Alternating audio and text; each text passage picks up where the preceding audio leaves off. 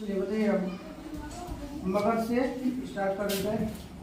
मगध के सबसे प्राचीन वंश के संस्थापक वीरभद्र। राजधानी कहाँ था? राजगिरी या गिरिब्रज। और एक वंश के संस्थापक बिंबिसार। गद्दी पर कब बैठा था? 544। किस धर्म का अनुयायी था एक वंश के संस्थापक? बिंबिसार है बौद्ध धर्म के। बताइएगा पहला भारतीय शासक जो प्रशासनिक व्यवस्था पर ध्यान दिया था? के संस्थापक बिंबिसार। बिंबिसार ने किसको हराकर अंग को मगध में मिला लिया था? ब्रह्मदत्त को हराकर बिंबिसार ने अंग को मगध में मिला लिया था। बिंबिसार की बताइए राजधानी कहाँ है?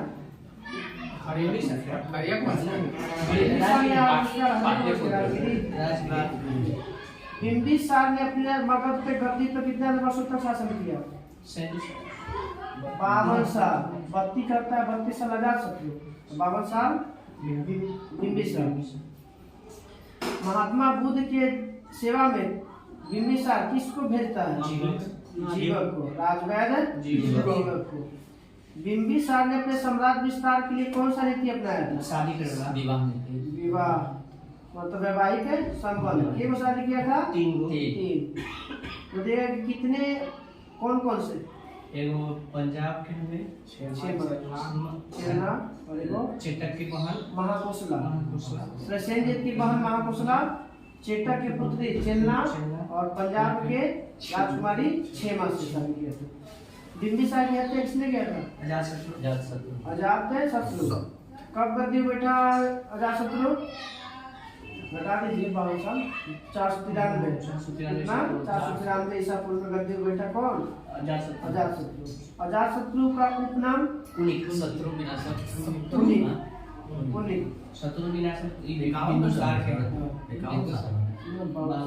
अमित्र घात बिंदुसार। देखिए अजातशत्रु कितने वर्ष तक मगध पे गद्दी पे बैठा? नहीं, बिंबिसार अजातशत्रु 32 साल। 37 साल, 52 साल, 32 साल। अब बताइएगा कि अजातशत्रु के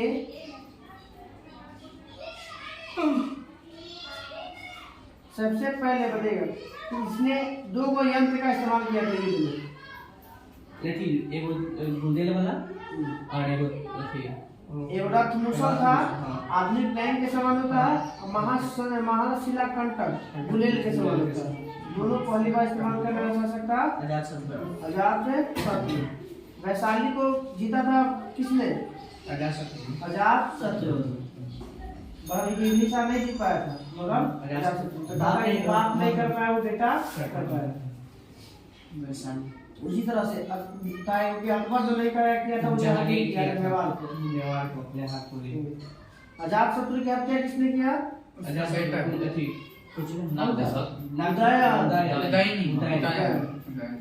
पाटलिपुत्र की स्थापना उदयन। हर्यक वंश का अंतिम राजा नागदशक। उदयन का बेटा नागदशक। नागदशक को कौन करता है? हटाकर शिशुनाग वंश कैसा करता है? नागदशक को हटा के शिशुनाग वंश की स्थापना करता है। शिशुनाग का उत्तराधिकारी बताइएगा जिसके समय वो सम्मेलन हुआ था। बहुत समय हुआ था। शिशुनाग का उत्तराधिकारी इसने अपनी राजधानी कहाँ ले गया था? राजधानी को पाटलिपुत्र ले गया। शिशु वंश का अंतिम राजा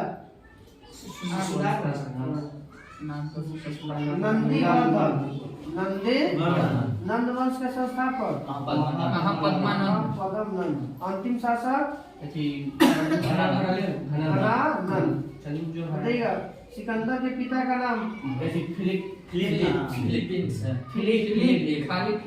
सिकंदर का जन्म 356 ईसा पूर्व 356। सिकंदर के गुरु का नाम अरस्तु अरस्तु के गुरु का नाम प्लूटो के गुरु का नाम सुकरात। सिकंदर का सेनापति कौन था? सिलिकस की जल सेनापति नियाकस था। सिकंदर की सेना कौन सी नदी को पार करने से बना करता है? ब्यास नदी ब्यास नदी। हाँ, बताइए ब्यास का प्राचीन नाम? परसुनी विपाशा। बताइए आस्तीनी चिनाब चिनाब कहा जाता है। बोलेगा कि इसको यूनानी नाम में क्या जानते हैं? विपाशा को यूनानी में क्या कहते हैं? हाइफासिस। प्राचीन यूनानी नाम इसका क्या है? विपाशा का तो हाइफासिस। सिकंदर भारत पे स्थल मार्ग से कब आया था? 326 ठीक है।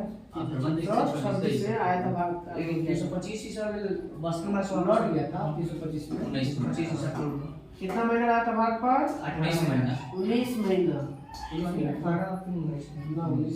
18 में क्या काल हुआ? कोई कुछ बताइए 18 में पर भले 18 महीना तो शासन कर रहले रही भारत कोई बताता है। वो सिकंदर याद है 19 महीना था। होगा कोई ध्यान नहीं। बताइए मौर्य वंश के संस्थापक चंद्रगुप्त मौर्य। धरती पर जन्म कब हुआ था इसका? 342 ईसा पूर्व 345 ईसा पूर्व में चंद्रगुप्त मौर्य का जन्म 345 ईसा पूर्व। इसे किसने सेंड्रोकोटस कहा था? एक साले कहा था। जस्टिन ने चंद्रगुप्त को क्या कहा? सेंड्रोकोटस। और इसकी पहचान किसने कहा था कि सेंड्रोकोटस नहीं है चंद्रगुप्त मौर्य है? William Jones. मतलब साला बोला कि सेंड्रोकोटस है, आई बोला कि सेंड्रोकोटस नहीं चंद्रगुप्त मौर्य कौन? William Jones. घनांक को हराने में मौर्य के मदद किसने किया था? बताइए कौटिल्य ने अर्थशास्त्र के राज्य की प्रकृति करने के लिए राज्य को कितने अंग बताया था? 7। कितने? 7। गद्दी पर कब बैठता है चंद्रगुप्त मौर्य? 322 ईसा पूर्व। कौन से धर्म से था ये? जैन धर्म। लेकिन लास्ट में लगता है अंतिम समय में कहाँ पर यह स्थान दिया था? श्रावण बेलगोला कर्नाटक के श्रावण बेलगोला में। सिलिकस नेविगेटर को कब हराता है? 305 ईसा पूर्व 305। बताइए मेगास्निच पुस्तक का नाम? इंडिका। चंद्रगुप्त मौर्य के जैन धर्म की दीक्षा किससे लिया था? चंद्रगुप्त मौर्य और सेल्यूकस के बीच युद्ध का वर्णन किसने किया था? सेंड्रोकोटस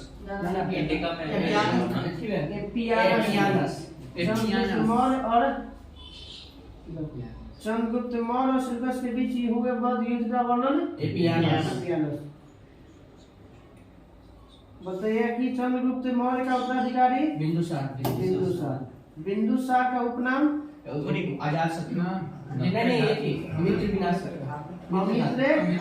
जिसे शत्रु विनाशक कहते हैं। आजीवक संप्रदाय के संस्थापक? मखलिपुत्र दूसरा। वायु पुराण में इसे क्या कहा जाता है? बिंदुसार को वायु पुराण भद्रसार कहा जाता है। और जैन ग्रंथ में क्या कहा जाता है? सिंह से। तक्षशिला किन नदियों के बीच स्थित है? सिंधु और झेलम। तक्षशिला में जो विद्रोह हुआ था उसको दबाने के लिए पहले बिंदुसार ने किसे भेजा? सुसीम। उसके बाद किसे भेजा? अशोक। बौद्ध विद्वान तारानाथ ने बिंदुसार को कितने राज्यों का विजेता बताया? 16। कितने राज्यों का? 16। बताइएगा मौर्य प्रांत के कुछ राजधानी है। उत्तरापथ के राजधानी? तक्षशिला।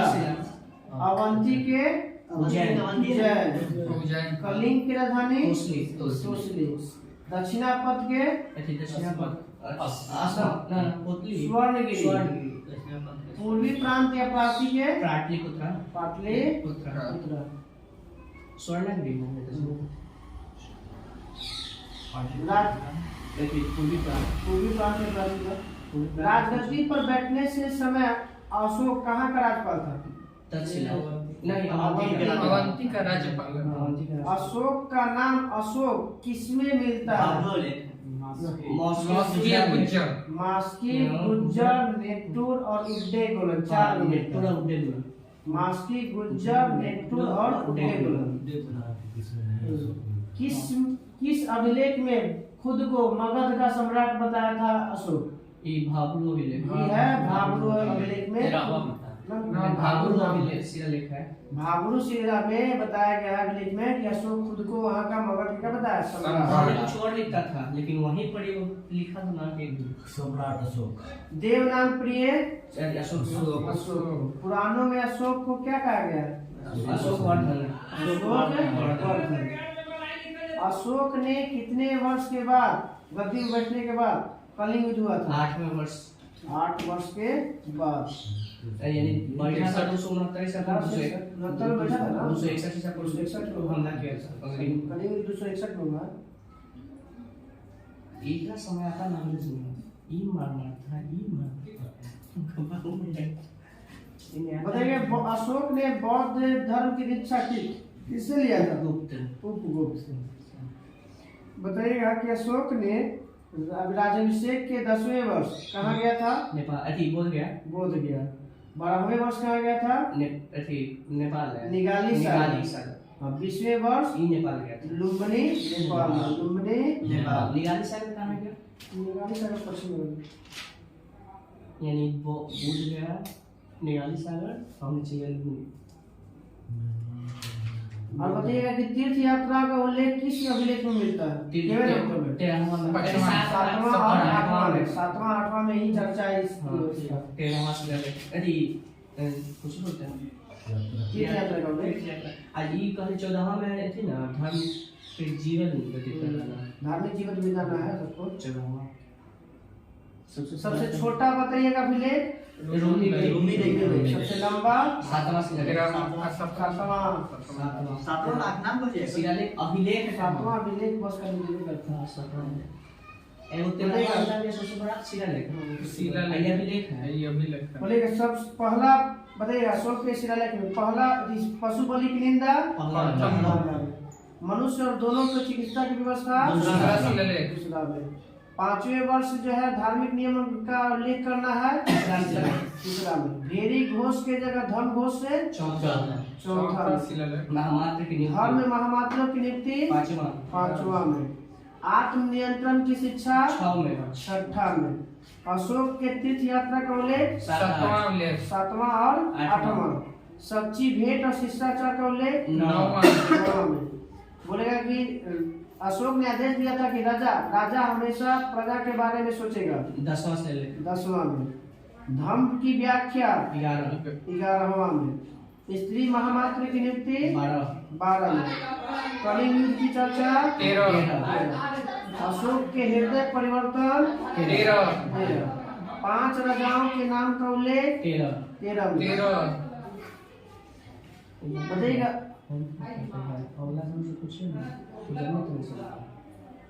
अशोक के शिलालेख में कितनी भाषा का लिपि का प्रयोग किया गया? 4 कौन?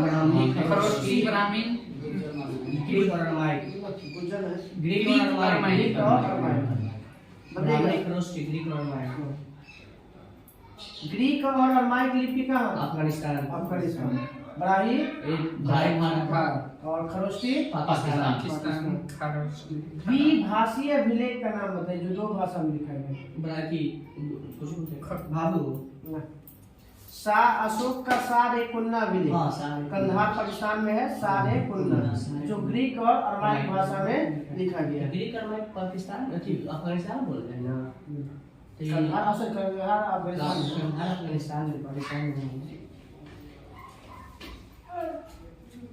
अशोक ने शिलालेख को खोज कब किया गया था? 1785 पहली बार 1750 में ही अतिया कैमरा का प्रयोग किया गया था पहली बार का बाबू सा जाता के फोटो खींचा गया था खास से पचास किसने खोजा था पहली बार? नहीं ये थी प्रिंस नहीं पढ़ा था पी पैंथेलर पी से और प से हम लोग पी पढ़ा था पी से पैंथेलर और ये खोजा था पैंथेलर जेम्स प्रिंस से क्या था 1837 में पढ़ा था।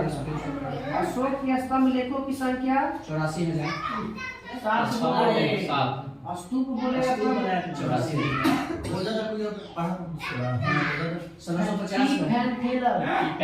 पैंथेलर खोजा था जेम्स प्रिंस से पढ़ा था।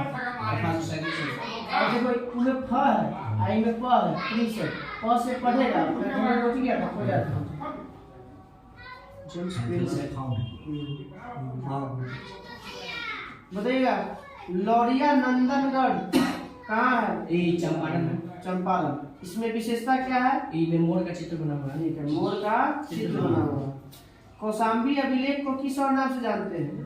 कौशाम्बी बोला था ना कौशाम्बी यानी रानी का अभिलेख कहते हैं। क्या कहते हैं? रानी का अभिलेख। कौशाम्बी के अभिलेख को रानी का अभिलेख कहा जाता है। रूमी दे रूमी तो सबसे छोटा है। वो तो छोटा है ये दूसरा है रानी का अभिलेख दूसरा है रूमी दे दूसरा है रानी का अभिलेख कोई कौशाम्बी और होता है रूमी दे दूसरा। ये वो अभिलेख है उसी का लेख है। अशोक के समय मौर्य प्रांतों की संख्या 5 बताइएगा मार्ग के निर्माण अधिकारी को मेगा अस्तित्व के अनुसार क्या कहा जाता है? दंड एग्रोनोमाई एग्रोनोमाई मेगा अस्तित्व के अनुसार मार्ग निर्माण के अधिकारी को एग्रोनोमाई कहते हैं। किसने चंद्रगुप्त की सेना को लुटेरों का सेना कहा था? ये प्रिंस कुछ मत जस्टिन ने चंद्रगुप्त की सेना को लुटेरों का सेना कहा था। युद्ध में नेतृत्व करने वाले अधिकारी क्या कहलाता था? सेनानायक नायक। वो सबसे सैन्य विभाग का सबसे बड़ा अधिकारी बोले सेनानायक। सरकारी भूमि को क्या कहा जाता है? शिथिला भूमि। बिना वर्षा की अच्छी खेती होने वाली भूमि को देवभूमि अदेव मातृ। देव की कृपा। मेगा सिंह ने भारतीय समाज को कितने वर्गों में बांटा? 7। दार्शनिक है, किसान है, अहिर है, कारीगर है, सैनिक है, निरीक्षक है, सभासद। स्वतंत्र वेश्यावृत्ति अपनाने वाली महिला को क्या कहा जाता है? जीवा। मौर्य शासन बताइए कितने वर्षों तक रहा था? 137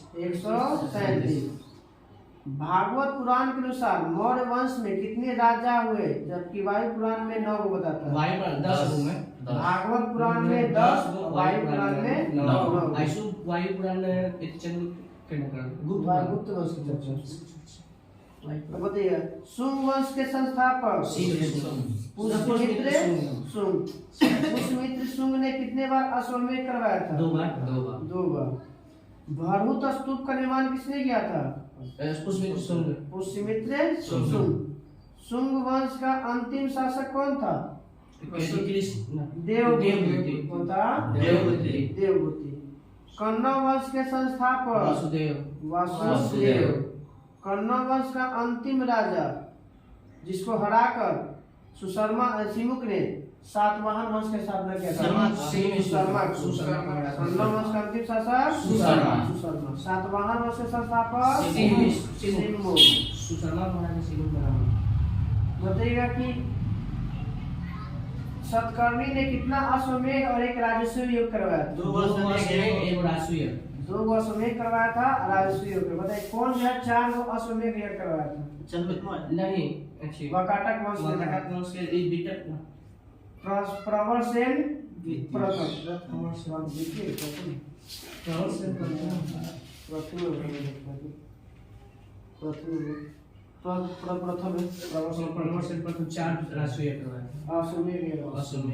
सुशर्मा जो है उसको हरा के सुशर्मा को हराकर सिमुक ने सातवाहन अशोक के साथे गया था वहाँ कौन? तक्षशिला। सुशर्मा भाई था सुशर्मा में सुसीम भाई। सुसीम वो बड़ा भाई था अशोक का जो चचेरा भाई था। चचेरा ना सचेरा भाई। चचेरा किसे कहते हैं? जैसे वो कर्नेलिया थी ना उसका बेटा था। सुशी कौलिया के शादी तो चंद्रगुप्त मौर्य के है। चंद्रगुप्त मौर्य के है। पर तो दादी ना होगी। दादी रहोगे ना। चलिए जवाई सातवाहन वंश में सर्वाधिक सिक्का शीशी का शीशा का चलाया गया था। शीशा कैसे बना होता है? बताइएगा कि इसमें जो सिक्का बनता था शीशा का, उसके लिए कहाँ से मंगाया जाता था सिक्का? ईरान स्पेशल रोम से। भूमि दान देने की प्रथा की शुरुआत सातवाहन। सबसे ज्यादा भूमि दान किसके समय? गुप्त समय। गुप्त समय। भूमि दान का सर्वप्रथम पुरालेखीय प्रमाण किस में मिलता है? सातवाहन के किस अभिलेख में? नाम बताना। सातवाहन के कहिए किस अभिलेख में? नाना घाट सातवाहन के एक पूरा अगर वर्णन देखना है ना तो कहता है कौन ऐसा वंश है जेकरा पूरा का पूरा आपको अति अभिलेख के सातवाहन नाना घाट। सातवाहनों की राजकीय भाषा संस्कृत लिपि प्राकृत है भाषा, राजकीय भाषा। लिपि ब्राह्मी है। अच्छा भाषा संस्कृति प्राकृत भाषा हो गया आपका प्राकृत, लिपि हो गया ब्राह्मी। उत्तर भारत को दक्षिण भारत से सेतु का काम कौन करेगा? सातवाहन वंश। बताइएगा चेदी वंश के बताइएगा कहाँ पे इसका वर्णन है, किस राज्य में? चेदी वंश दक्षिण भारत उड़ीसा। कलिंग राजा खलबेल चेदी वंश वही में तो ये चमका था कलिंग राजा खलबेल। ये बताइएगा चेदी वंश ये पूछा है उत्तर को सर कौन सा चेदी वंश के राजा है? कलिंग राजा खलबेल चेदी वंश। सबसे पहले सोना का सिक्का किसने जारी किया? यूनानी। शुद्ध सोना का सिक्का जारी किया किसने? सातवाहन वंश। कुषाण वंश। और सर्वाधिक शुद्ध सोना का सिक्का गुप्त में। सर्वाधिक शुद्ध नहीं खाली सर्वाधिक सिक्का शुद्ध बोलेगा तो कुषाण। पहले बोलेगा तो यूनानी। सर्वाधिक सोना बोलेगा तो गुप्त। हेलेंसिका आर्ट का संबंध किस कला से? गंधार कला से। इस कला से बताइए कि विक्रम संवत की शुरुआत कब हुआ था? 58। सबसे ज्यादा विख्यात कौन है विक्रमादित्य?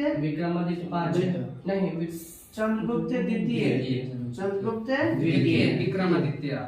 शको का सबसे प्रतापी राजा सब यही है। रुद्रदामन प्रथम। वो था प्रथम शक राजा था। प्रथम शक राजा बोलेगा तो मोह। और सबसे प्रतापी राजा रुद्रदामन प्रथम, जिसने पहली बार संस्कृत भाषा में अभिलेख लिखा था। हिंदी भाषा में कौन लिखा था सबसे पहली बार? सेन वंश के लक्ष्मण सेन। हिंदी में लक्ष्मण सेन, संस्कृत में रुद्रदामन। कलाम के भी लिखा था। लक्ष्मण सेन कौन हिंदी में कौन सा ना वो ये अभिलेख को हिंदी में करवाने वाला था।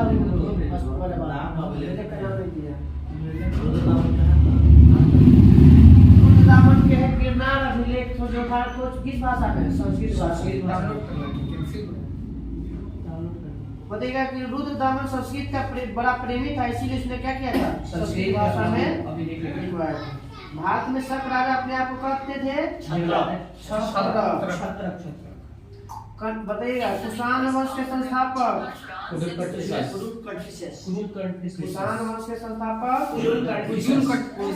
कटविशेष। बताइएगा गद्दी पर कब बैठा था कनिष्क? 102 ईस्वी में 78 ईस्वी में जब बैठा था ना इस समय अपना शक संवत की शुरुआत किया। शक संवत की शुरुआत 78 ईस्वी में। केवा समिति हुआ था इसके समय? चौथा बौद्ध समिति। अध्यक्षता कौन किया था?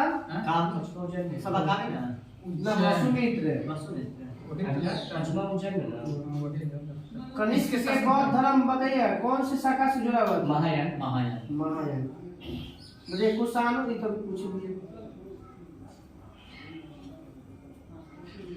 चरक जो थे आयुर्वेद के विख्यात राजवैद्य, किसके समय थे? कनिष्क के दरबार में कनिष्क के दरबार मतलब कुषाण के। कुषाण शासन कुषाण वंश के महाविभास सूत्र के रचनाकार महाविभास के महाविभास नहीं महाविभास के ना चौथा के कौन थे अभी? कनिष्क वासुमित्र वसुमित्र। तो महाविभास सूत्र के रचनाकार वसुमित्र वसुमित्र। इसीलिए इसे बौद्ध धर्म का विश्वकोश कहा जाता है। बौद्ध धर्म का विश्वकोश महाविभास सूत्र को बताइएगा। बौद्धों का रामायण बुद्ध चरित्र लेखक कौन है? अश्वघोष। बताइएगा कि भारत का आइंस्टीन नागार्जुन। उनके द्वारा एक पुस्तक लिखा गया जो सापेक्षता के सिद्धांत में दिया गया था। माध्यमिक सूत्र। मृत्यु कब हो गया कनिष्क का? 102 में। कुषाण वंश का अंतिम शासक वासुदेव। कुषाण वंश के संस्थापक भी वो अलग है। वो ईसा पूर्व में ईस्वी में। बताइएगा कि कनिष्क के शासन काल में 2 शैली का विकास हुआ था ज्यादा। एगो मथुरा शैली और गांधार शैली। मथुरा शैली और मथुरा शैली का संबंध किससे है? मथुरा ना बौद्ध धर्म उसमें क्या किया था? मूर्तियों का संग्रह किया था। मूर्तियों का नहीं नटराज तो दक्षिण नागर द्रव्य शैली का। गंधार कला का प्रसिद्ध क्षेत्र कहाँ है? गंधार से लगा पाकिस्तान। विश्व का सबसे प्राचीनतम विश्वविद्यालय वही तक्षशिला से संबंधित है। पाकिस्तान में तक्षशिला। अब आते हैं संगम काल में 4-5 तरह पूछ लेंगे। बताइए शिल्पाधिकारम के लेखक इलांगो। शिल्पाधिकारम के लेखक इलांगो। शिल्पाधिकारम इलांगो।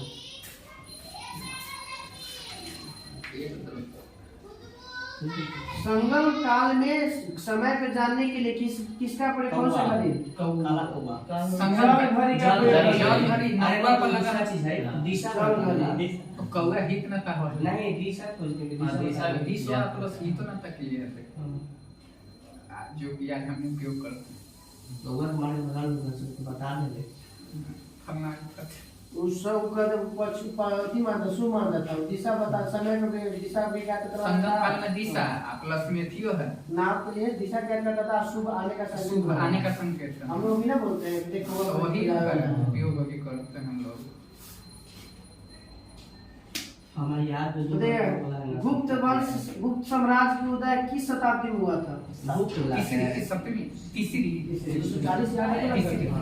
तीसरी शताब्दी में हुआ था। 240 गुप्त वंश के संस्थापक शासनकाल 240 से 280।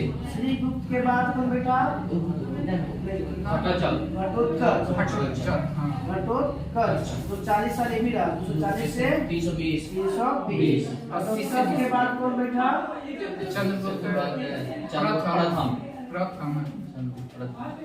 चंद्रगुप्त प्रथम ने एक संवत चलाया था। विक्रम गुप्त 319 बीस में क्वेश्चन पूछता है कि गुप्त संवत कब और किसने शुरू किया था? चंद्रगुप्त प्रथम ने 319 सूत्र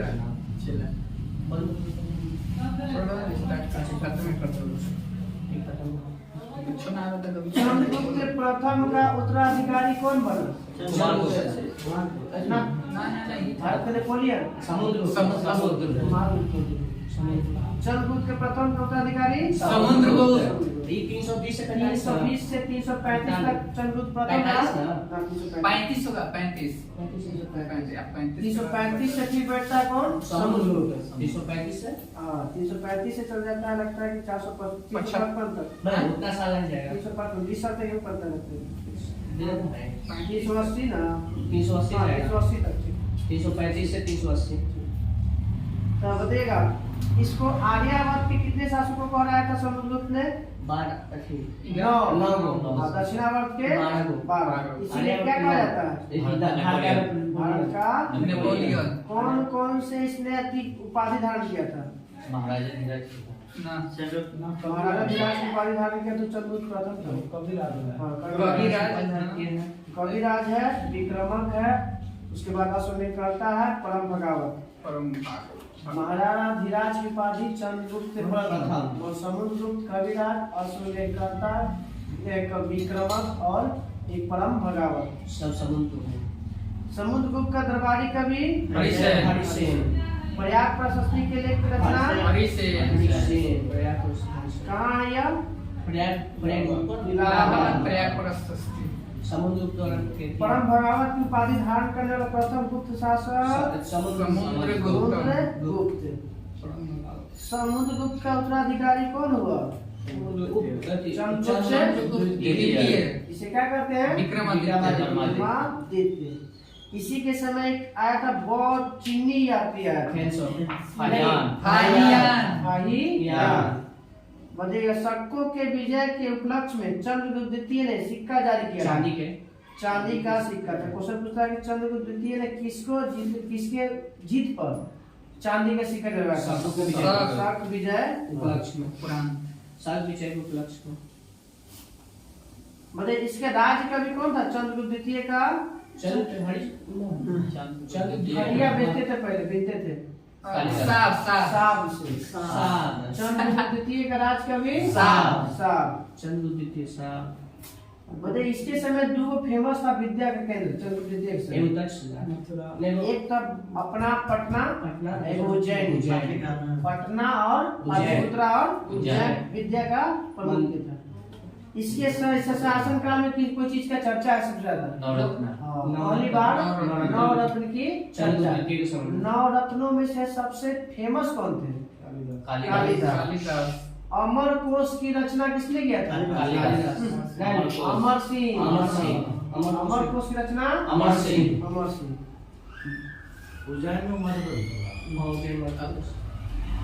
बताइएगा चंद्रगुप्त द्वितीय का उत्तराधिकारी कुमार गुप्त या गोविंद गुप्त कहते हैं, जिसने किस विश्वविद्यालय की स्थापना किया? नालंदा विश्वविद्यालय।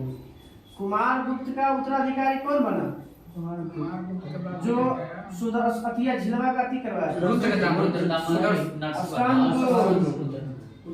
रुद्रदानो तो खुद ने बताया का नाम। स्कंदगुप्त ने गिरनार पर्वत पर सुदर्शन झील का पुनर्द्वार करवाया। स्कंदगुप्त के शासनकाल में कौन आक्रमण किया था? हुनों ने आक्रमण किया था। स्कंदगुप्त के शासनकाल में गुप्त के किस शासक के समय हुनों का आक्रमण हुआ था? स्कंदगुप्त। बताइएगा पुलिस के विभाग के साधारण कर्मचारी को ठीक है चाक और पुलिस विभाग के मुख्य अधिकारी को दंडपासी। भू राजस्व की दर कितना होता था गुप्त में? 1/3 से 1/3। 4 से 1/4 से 1/6।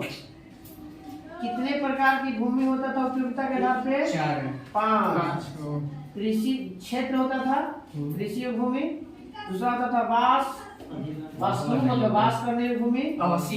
तीसरा था चारागाह, चराने वाला। एगो सील था, मतलब बंजर पहाड़, खेती नहीं कर सकते। एगो अपरह था जो जंगली था। सर्वाधिक बताइएगा महत्वपूर्ण व्यापारिक केंद्र कहाँ था? उज्जैन। सबसे महत्वपूर्ण गुप्त काल में सर्वाधिक महत्वपूर्ण व्यापारिक केंद्र उज्जैन।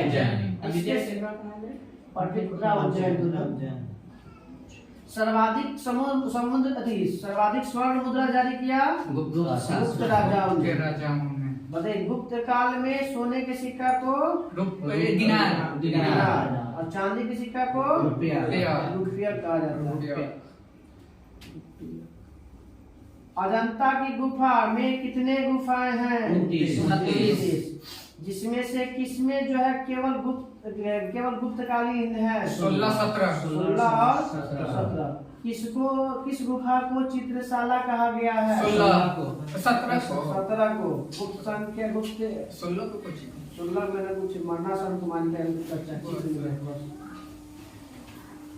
इसमें सब चीज मिलता है। चित्रशाला में जीवन, जन्म से जीवन है, महाविश्रमण है, महापरिवार है, सब चीज मिलता है। अजंता का गुफाएं बौद्ध धर्म की किस शाखा से? महायान। बताएगा कि बाघ गुफा किस राज्य में है? मध्य प्रदेश, जो गुप्त काल में ही निर्मित हुआ था। विंध्य पर्वत को काट कर बनाया गया था ये बाघ गुफा। गुप्त काल में प्रसिद्ध पुस्तक पंचतंत्र के लेखक विष्णु शर्मा। किस भाषा में है पंचतंत्र? संस्कृत। बाइबिल के बाद दूसरा स्थान जो विश्व में सबसे ज्यादा फेमस है पंचतंत्र। कितने भागों में बांटा गया है इसे? 5। आर्यभट्टियम और सूर्य सिद्धांत के लेखक? आर्यभट्टियम और सूर्य सिद्धांत आर्यभट्ट। सबसे पहले किसने बताया था कि भारतीय नक्षत्र वैज्ञानिक जिसने घोषणा किया कि पृथ्वी अपनी धुरी पर घूमता है? यही आर्यभट्ट।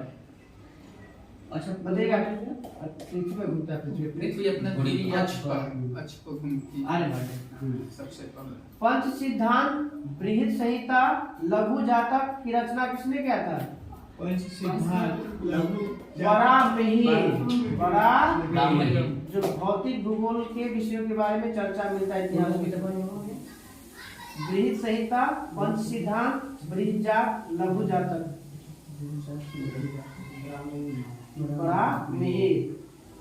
बराहमिहिर कुछ खोज कर रहे ना, ये ठीक है। सौरमंडल में प्रकृति के नियम के अनुसार सभी वस्तुएं पृथ्वी पर गिरती हैं, क्योंकि पृथ्वी के स्वभाव में ही वस्तु को अपनी ओर आकर्षण करने की शक्ति है। सबसे पहले ये बात किसने बोला? आइंस्टीन। ब्रह्मगुप्त, ठीक है, ब्रह्मगुप्त। भारत का न्यूटन कहा जाता है, भारत का न्यूटन ब्रह्मगुप्त को। हम अभी ये लोग चाहते हैं पहले पेटेंट नहीं करवाया है। अरे मैं इनका व्याख्या नहीं कर बोल के छोड़ दिए थे, लिखित प्रमाण मिला न सिद्ध कर पा।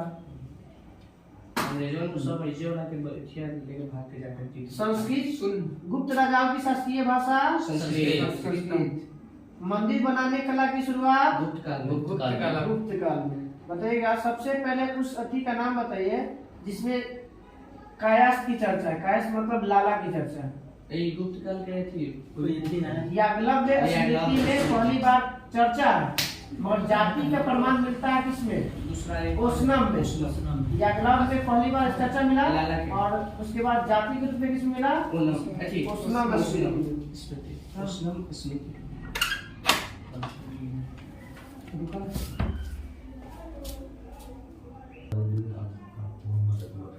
मृच्छकटिकम के लेखक शूद्रक। 13 नाटक के जो चर्चा है किसने किया था? लिखा था ये शूद्रक है ना। भास लिखा था भास। देवी चंद्रगुप्तम के लेखक नहीं गुप्तम नहीं, विशाख। देवी चंद्रगुप्तम के विशाख।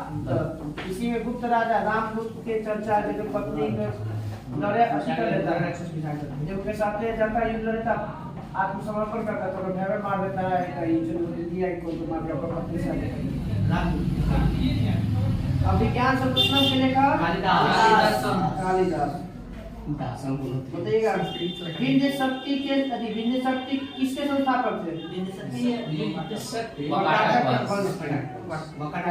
4 अश्वमेध यज्ञकर्ता कौन थे? प्रवरसेन प्रथम। सेतु बंध की पुस्तक की रचना किसने किया था? ये था द्वितीय प्रवरसेन द्वितीय। सेतु बंध प्रवरसेन द्वितीय। अब बताइएगा पुष्यभूति वंश के संस्थापक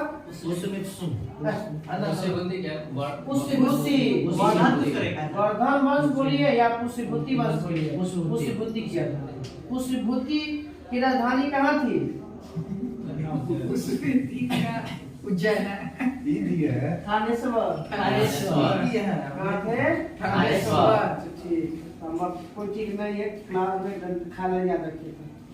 बताइएगा परम इसका पुष्पवती वंश या वर्धन वंश के उस राजा का नाम बताइए जो परम भट्टारक और महाराजा धीराज की उपाधि धारण किया था। प्रभाकर वर्धन। प्रभाकर वर्धन के बेटा का नाम हर्षवर्धन और बेटी का नाम राजश्री की शादी किसके साथ? ग्रह वर्मा को किसने मार देता? देवगुप्त। ग्रह वर्मा को किसने हत्या किया? देवगुप्त। और राजश्री को उसकी पत्नी को बंदी बनाकर जेल में डाल देता है। अब देवगुप्त को मार दिया राजवर्धन।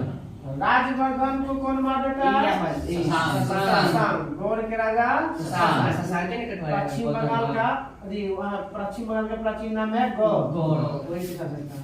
अब फिर शशांक को कौन मार देता है? हर्षवर्धन। ये जो बोधि वृक्ष कटवाया था शशांक, ये ओरिजिनल बोधि वृक्ष ना है, वो जगह रुपा हुआ दूसरा। बताइएगा कि हेन सांग किसके दरबार में आया था? तो बताइए किस पल्लव वंश के शासक में गया था? पल्लव वंश के शासक में राजराज प्रथम नहीं, नरसिंह वर्मन प्रथम। नरसिंह वर्मन प्रथम के शासन काल में गया था।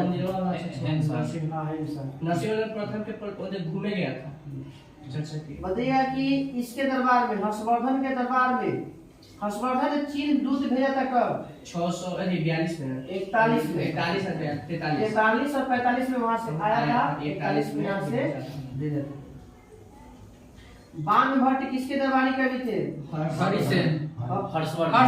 हर्षवर्धन के। हर्षचरित के लेखक बाण भट्ट। कादम्बरी के बाण भट्ट। रत्नावली, प्रियदर्शिका और नागानंद की रचना किसने किया था? हर्ष किया था हर्षवर्धन। मगर कहा जाता है कि किसी से लिखवाया था, धावक नाम के। प्रियदर्शिका, रत्नावली और नागानंद। चलिए, इसके समय में कुछ मंत्री परिषद है, उसका नाम बताना। प्रधान सचिव को क्या कहा जाता है हर्षचरित के समय? हर्षचरित के अनुसार भंडी कहा जाता था। प्रधान सेनापति को अश्व सेना के प्रधान को कुंतल और गज सेना के प्रमुख को स्कंद गुप्त। प्रधान सचिव को भंडी, प्रधान सेनापति को सेना, अश्व सेना के प्रधान को कुंतल और गज सेना के प्रमुख को स्कंद गुप्त कहा जाता है। बताइए पल्लव वंश के संस्थापक सिंह विष्णु ने मामरापुरम में कौन सा मंदिर का निर्माण करवाया था?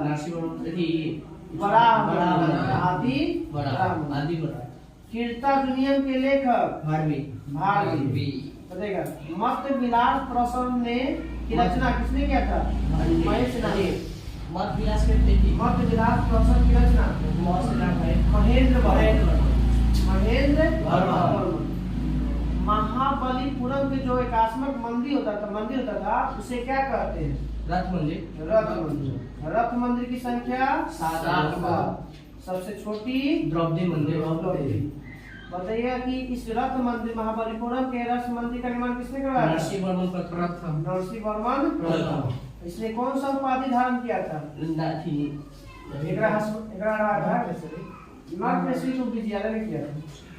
बतापी और महामल की उपाधि। बतापी कौन और महामल की उपाधि नरसिंह वर्मन।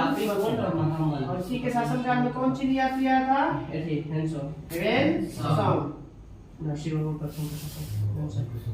अरब के आक्रमण के समय पल्लव शासक कौन था?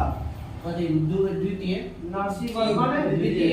इसका शासनकाल कब से कब था? 300 नरसिंह वर्मन द्वितीय का शासनकाल 700 से 728। 712 में। अब बताइए कैलाश मंदिर, कांची का कैलाश मंदिर किसने बनवाया? कांची का कैलाश नरसिंह वर्मन द्वितीय। कांची का कैलाश मंदिर नरसिंह वर्मन द्वितीय। कैलाश मंदिर की क्या फेमस है? मतलब कौन भगवान है? शंकर भगवान के है कैलाश मंदिर। ये कहाँ पर? इसे राज सिद्धेश्वर कांची कांची कहाँ पर? कांची का एगो तमिलनाडु में है, एगो एलोरा में महाराष्ट्र में एलोरा के क्लास में वो तो दूसरा है। राष्ट्र से बना ये तो ये थी कौन है ये? कौन है?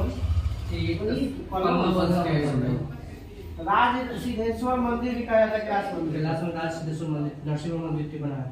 और एक और इसके साथ कांची के कैलाश मंदिर के साथ साथ शुरुआत हुआ था कौन सी शैली का? ये द्रविड़ शैली। द्रविड़ स्थापत्य कला की शुरुआत हुआ था कैलाश मंदिर कांची का।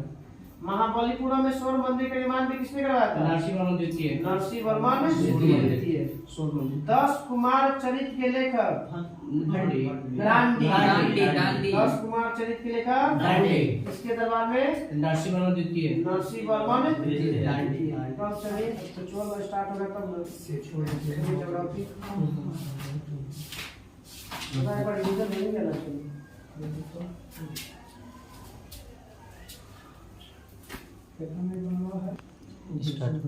चलिए भारत का भूगोल। भारत का अक्षांशीय विस्तार बताइए। 8 डिग्री 4 आठ से 37 मिनट।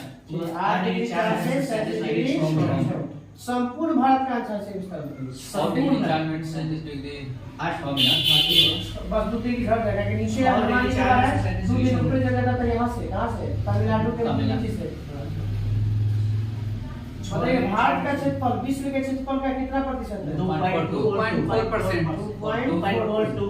और जनसंख्या 17 लगभग 17%। क्षेत्रफल के दृष्टि से विश्व का 8वां देश अर्जेंटीना। विश्व के क्षेत्रफल और जनसंख्या में 5वां नंबर ब्राजील। प्रादेशिक सीमा का विस्तार कितना समुद्री मील होता है? 12 मील। 12 मील। भारत के कुल कितने राज्य पड़ोसी देश के सीमा से टच करता है? 16। भारत के 9 को 3 तट रेखा से गुजरात वाला समुद्री तट। तो भारत के कुल पड़ोसी देश पर सीमा से ऊपर होगा सब। 16 बताइएगा सबसे ज्यादा सीमा बनाने वाला देश? बांग्लादेश 40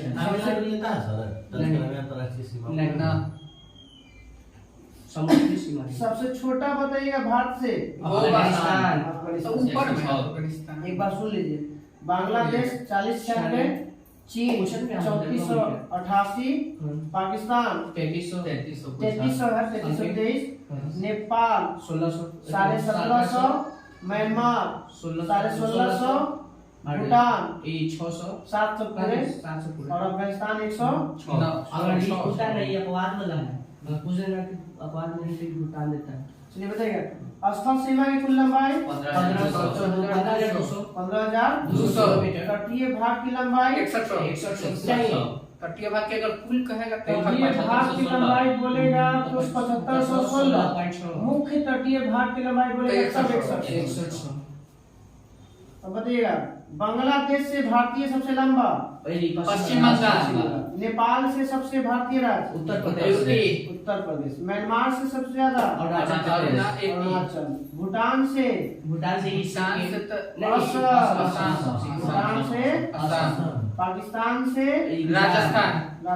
चीन से ये हो गया। चीन से ना अरुणाचल प्रदेश। ऐसे तो लद्दाख ज्यादा आता है। लद्दाख है राज्य यहाँ के नशासित बोलिए भारत का सबसे दक्षिणतम बिंदु? पॉइंट। प्राचीन नाम बताइए इसका? पिगमेलियन या लाहिचिंग पॉइंट का? ये तो सबसे निचला दक्षिणतम भारत की सबसे उत्तरी बिंदु? इंद्राकोल।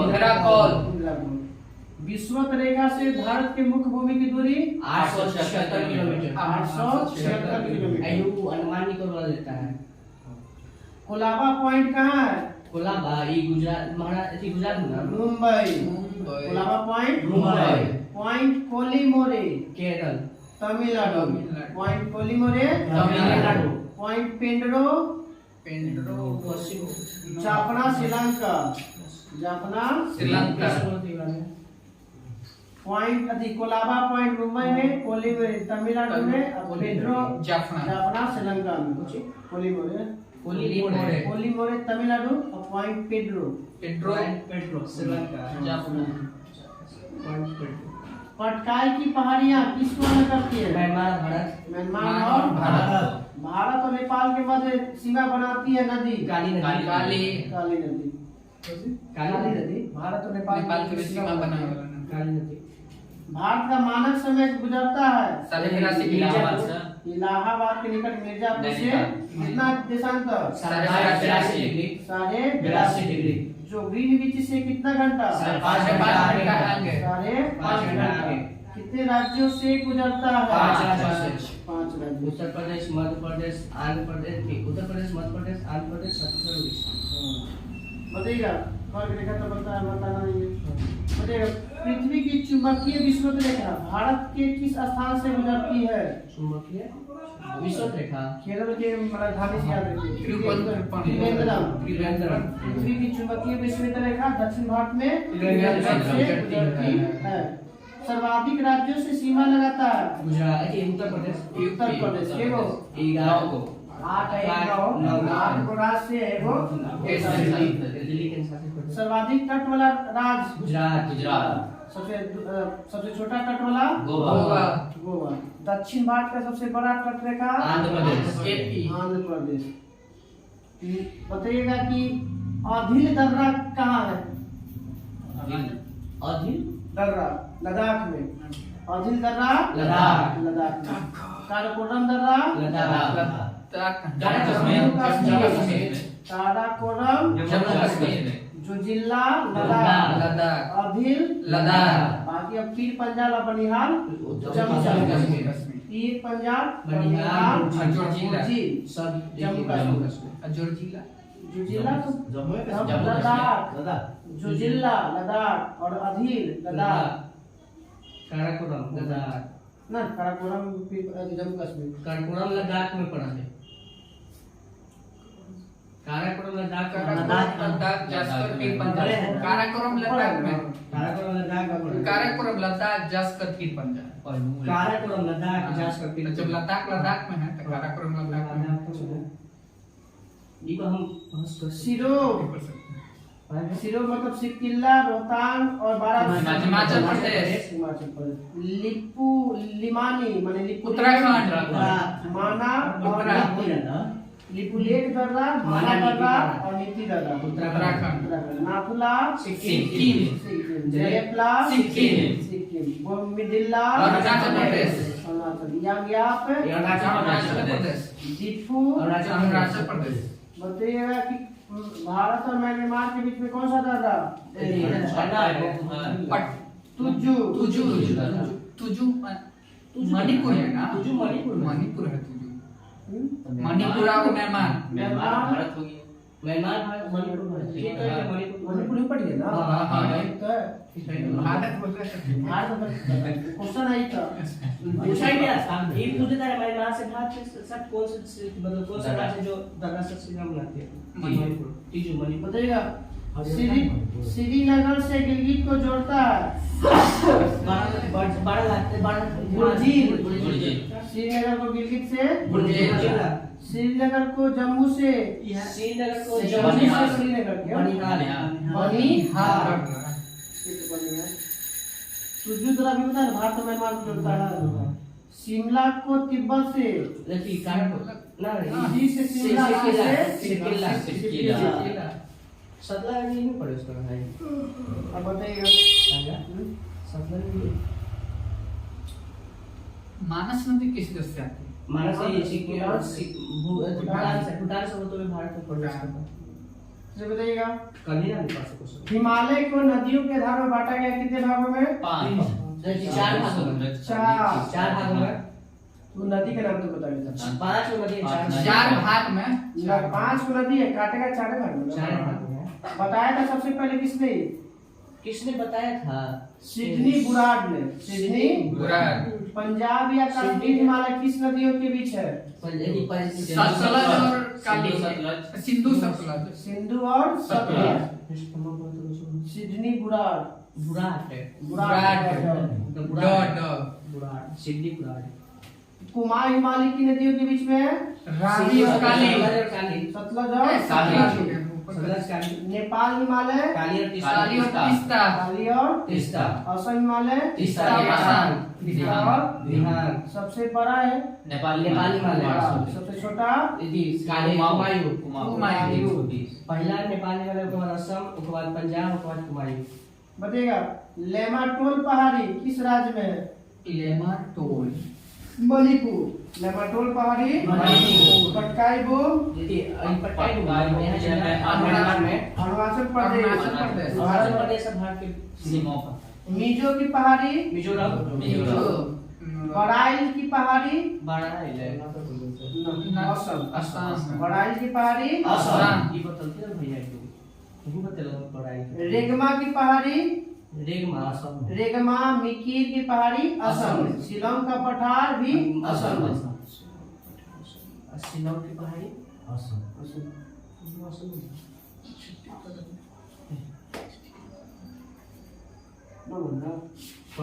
पढ़ना भी 7 बजेगा। अभी क्या बजे? अभी 10 बाकी। बताइए पूछो कितना सब डिवीजन में तू बचत कर। लक्षद्वीप के सभी द्वीपों पर कौन सी भाषा? मलयालम। केरल वाला। केरल वाला। बताइए कि मिनी काय द्वीप एकमात्र अपवाद है जहाँ पे कौन सी भाषा? ठीक है। पहाड़ी कुछ बड़का वो बनता है महल है। महल। कौन सी भाषा? महल। मालदीव की मूलतः भाषा है ये महल। कुछ कौन पहाड़ी है? मिनी का है। मिनी काय द्वीप है एकमात्र। लक्ष्मी पेड़ खाने में कावरती। अच्छा काम लक्षद्वीप को 2 भागों में बांटती है। 8 डिग्री से 9 डिग्री से 6 degree. 9 degree 11 degree. Lakshadweep. Lakshadweep को 2 भागों में बांटा जाता है। 11 डिग्री जो मिनी द्वीप और कोंडेनेरे द्वीप को अलग करता है। लक्षद्वीप का सबसे बड़ा द्वीप है ऑन्ड्रेड। छोटा बिट्रा। बिट्रा। 100 बताइए पक्षी द्वीप कहते हैं इटली। इटली को। जहाँ हवाई अड्डा है अगाती। अगाती द्वीप। बताइएगा 8 डिग्री चैनल किसको अलग करता है? मालदीव में नहीं कर मालदीव और मिनिका। 9 डिग्री लक्षद्वीप। करावती। लक्षद्वीप और मिनिका। ना मिनिका करावती कावरती ठीक है, कावरती बोले चलो। 10 डिग्री निकोबार। अंडमान को निकोबार। छोटा अंडमान को निकोबार। निकोबार से। लघु Andaman Nicobar. Grand challenge grand channel लिखा है अंडमान निकोबार को एथी से सुमात्रा को निकोबार से। सुमात्रा को निकोबार डंकन पास। म्यांमार के दक्षिणी अंडमान और लघु अंडमान। डंकन पान दक्षिणी अंडमान और लघु अंडमान। डंकन पास हो गया दक्षिणी अंडमान और लघु अंडमान। बताइए व्हीलर द्वीप उड़ीसा के तट पर किस नदी के मुहाने पर है? महानदी महानदी। नहीं ब्राह्मणी नदी। व्हीलर द्वीप ब्राह्मणी नदी। पब्बन द्वीप किस खाड़ी में स्थित है? श्रीलंका और मन्नार की खाड़ी। पाक की खाड़ी मन्नार की खाड़ी में कितना अंतर है? बगले में है सर। पब की खाड़ी है मन्नार खाड़ी में अंतर है ना, थोड़ा सा बगल में। दोनों का अलग अलग एरिया पर जाता है। हाँ। पहले कौन मन्नार की पहले वाला मन्नार की खाड़ी था। तब बाद तक पानी था। बंगाल हाँ, बंगाल के तो पूरा ऊपर में है। ये बताइएगा निकोबार में किए गए द्वीप 247। अंडमान निकोबार में 572 हो दिले हाँ। या 247 दिले। निकोबार में 19 निकोबार में 247 लैंडफॉल द्वीप अंडमान निकोबार के किस भाग में है? उत्तरी भाग में। लैंडफॉल द्वीप है उत्तरी भाग में। अंडमान निकोबार में स्थित है। अंडमान निकोबार की राजधानी बताइए। Port Blair. पोर्ट ब्लेयर किस भाग में है? तो दक्षिणी दक्षिणी अंडमान। पोर्ट ब्लेयर दक्षिणी अंडमान। दक्षिणी अंडमान। मगर उत्तरी अंडमान में लैंडफॉल द्वीप है। लैंड पहाड़ी पे ना सब उत्तरी में सैंडल द्वीप और अब बताइएगा कि कार्डमम अंडमान निकोबार में इसी क्वेश्चन करके पूछेगा कि अंडमान निकोबार के सबसे उत्तरी द्वीप कोको द्वीप लैंडफॉल द्वीप। लैंडफॉल। अंडमान निकोबार की सबसे उत्तरी द्वीप है लैंडफॉल जहाँ पे वो जाति है कारी जाति, कारी जनजाति, कारी कारी जनजाति। लैंडफॉल द्वीप को अब बताइए अंडमान निकोबार द्वीप की सबसे ऊंची चोटी पर्वत सैंडल पीक। Sandal peak. जो किस पे है? उत्तरी अंडमान में। लैंडफॉल भी उत्तरी अंडमान में, सैंडल पीक भी उत्तरी अंडमान में। वो मध्य अंडमान में कुछ मध्य अंडमान में दूसरा थी है, दूसरा ऊंची चोटी है। मध्य अंडमान में पोर्ट ब्लेयर की राजधानी भी है। राजधानी है। केंद्र शासित प्रदेश का सबसे बड़ा पतन बंदरगाह पोर्ट ब्लेयर पोर्ट है ब्लेयर। दक्षिणी अंडमान में। पोर्ट ब्लेयर दक्षिणी अंडमान केंद्र शासित प्रदेश का सबसे बड़ा बंदरगाह पोर्ट ब्लेयर। पोर्ट ब्लेयर है। कहाँ है पोर्ट ब्लेयर? तो दक्षिणी अंडमान में।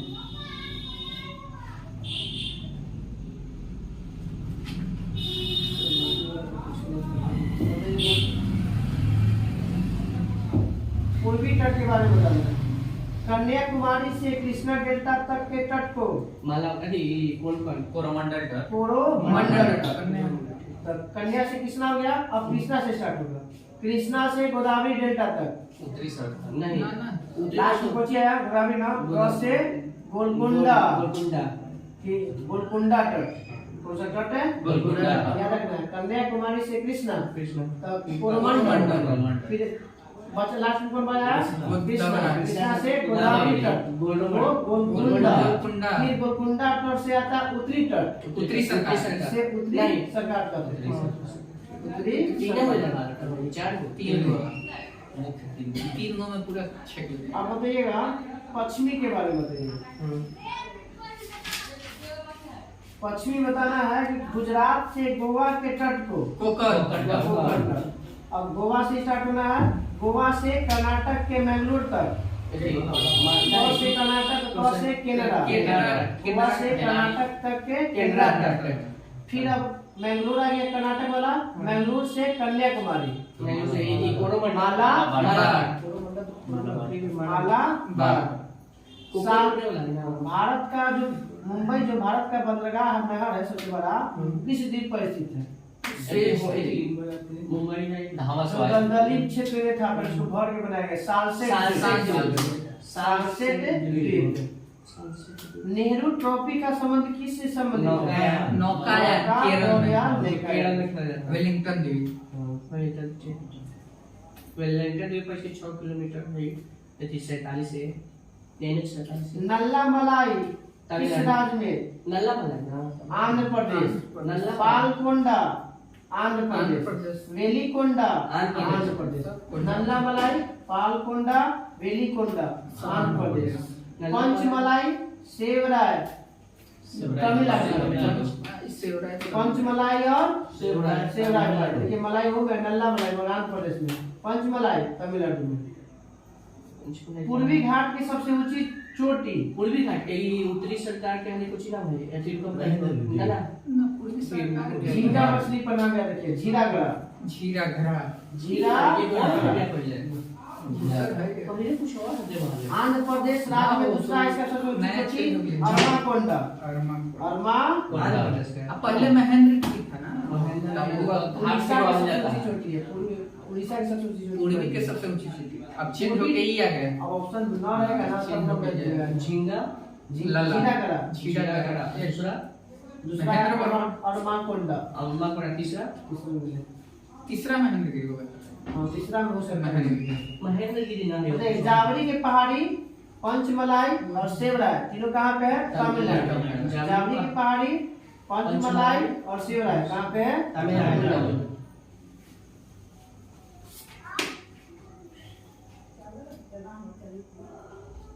बताइए थाल घाट दर्रा किसको किसको जोड़ता है?